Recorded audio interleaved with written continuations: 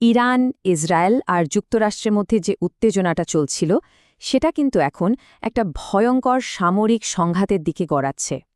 চলুন এই পুরো গুরুত্বপূর্ণ পরিস্থিতিটা একটু ধাপে ধাপে বোঝার চেষ্টা করি। পরিস্থিতিটা যে কতটা ভয়াবহ তা হতাহতের সংখ্যাটা শুনলেই কিন্তু বোঝা যায়।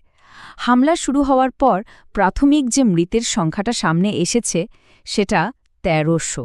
ভাবা যায়? আর আহতের তো কোনো হিসেবই নেই। এই সংখ্যাগুলো কিন্তু শুধু একটা নাম্বার না, এর প্রত্যেকটার পেছনে আছে এক একটা মানুষের গল্প, এক একটা পরিবার। এতগুলো মানুষের মৃত্যুর কারণটাকে একটা বিশাল আকারের সামরিক অভিযান, একটা বা দুটো নয়, রাতভর প্রায় ৮০টা যুদ্ধবিমান একসাথে ইরানের ওপর হামলা চালিয়েছে। একবার ভাবুন তো সেই রাতের অবস্থাটা কি ছিল। আচ্ছা, এবার একটু ইসরায়েলি সেনাবাহিনী চালানো এই হামলার বিস্তারিত বিবরণে আসা যাক। ঠিক কী ঘটেছিল সেই রাতে? দেখুন, এই হামলার ব্যাপ্তিটা কিন্তু বিশাল ছিল। ইসরায়েলের সেনাবাহিনী নিজেরাই বলছে যে তাদের ৮০টারও বেশি যুদ্ধবিমান এই সমন্বিত হামলায় ছিল। মানে এটা কোনো ছোটখাটো অভিযান ছিল না, এটা ছিল একটা অত্যন্ত পরিকল্পিত আর বড় মাপের একটা অ্যাটাক। আর এই ৮০টার বেশি যুদ্ধবিমান থেকে মোট ২৩০টা গোলা ছোড়া হয়েছে।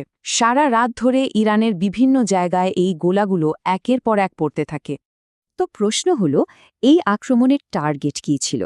ইসরায়েলি সেনাবাহিনী যেটা দাবি করছে তারা ইরানের সবচেয়ে শক্তিশালী সামরিক শাখা মানে ইসলামিক রেভলিউশনারি গার্ড কর্পস বা আইআরজিসির বিভিন্ন স্থাপনায় হামলা করেছে। এর মধ্যে যেমন ছিল একটা মিলিটারি ইউনিভার্সিটি, মিসাইল রাখার গুদাম, আবার মাটির নিচে মিসাইল বানানোর কারখানাও ছিল। কিন্তু ভাবার বিষয় হল, তারা কিন্তু এই জায়গাগুলোর একদম সঠিক লোকেশন জানায়নি।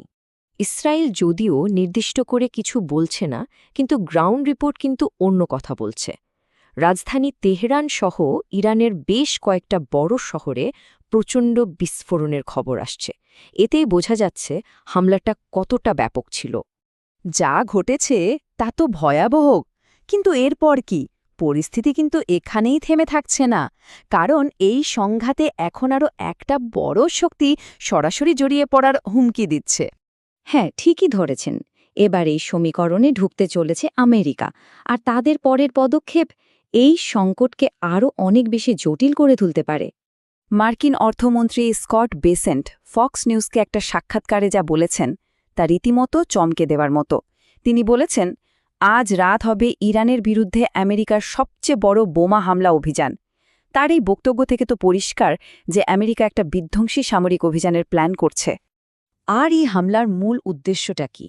ওই মার্কিন অর্থমন্ত্রীর কথাতেই তাদের লক্ষ্য হল ইরানের মিসাইল লঞ্চ আর প্রোডাকশন ফ্যাসিলিটি, মানে ক্ষেপণাস্ত্র উৎক্ষেপণ আর তৈরির কেন্দ্রগুলোকে একদম পঙ্গু করে দেওয়া। সোজা কথায় তারা ইরানের সামরিক শক্তিকে দুর্বল করে দিতে চায়। এই যে সামরিক উত্তেজনা, এর প্রভাব কিন্তু শুধু যুদ্ধক্ষেত্রেই থেমে থাকছে না, এর সাথে বিশ্ব অর্থনীতির একটা বড় ঝুঁকির ব্যাপারও কিন্তু জড়িয়ে আছে, আর মার্কিন কর্মকর্তারা সেদিকেই ইঙ্গিত দিচ্ছেন। এই অর্থনৈতিক ঝুঁকির একেবারে কেন্দ্রে আছে হরমুজ প্রণালী। এটা কেন এত গুরুত্বপূর্ণ? কারণ সারা বিশ্বের তেল সাপ্লাইয়ের একটা বিশাল অংশ এই সরু জলপথটা দিয়েই যায়। আর আগেও কিন্তু এই হরমুজ প্রণালী নিয়ে আন্তর্জাতিক অঙ্গনে অনেক উত্তেজনা তৈরি হয়েছে।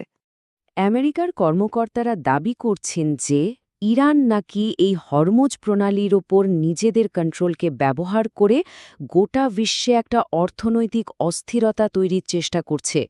তার মানে এই সংঘাতের একদিকে যেমন সামরিক বিষয় আছে, তেমনি এর একটা বড় অর্থনৈতিক দিকও কিন্তু আছে। সব মিলিয়ে যে ছবিটা আমরা দেখতে পাচ্ছি তা কিন্তু খুবই উদ্বেগজনক। একদিকে ইসরায়েলের ব্যাপক হামলা, অন্যদিকে আমেরিকার তরফ থেকে আরও বড় আক্রমণের হুমকি, আর এর সাথে জড়িয়ে আছে সারা বিশ্বের অর্থনৈতিক ঝুঁকি। পরিস্থিতি যেদিকে যাচ্ছে তাতে একটাই প্রশ্ন মাথায় আসছে, বিশ্ব কি তাহলে আর একটা বড় যুদ্ধের দোরগোড়ায় দাঁড়িয়ে?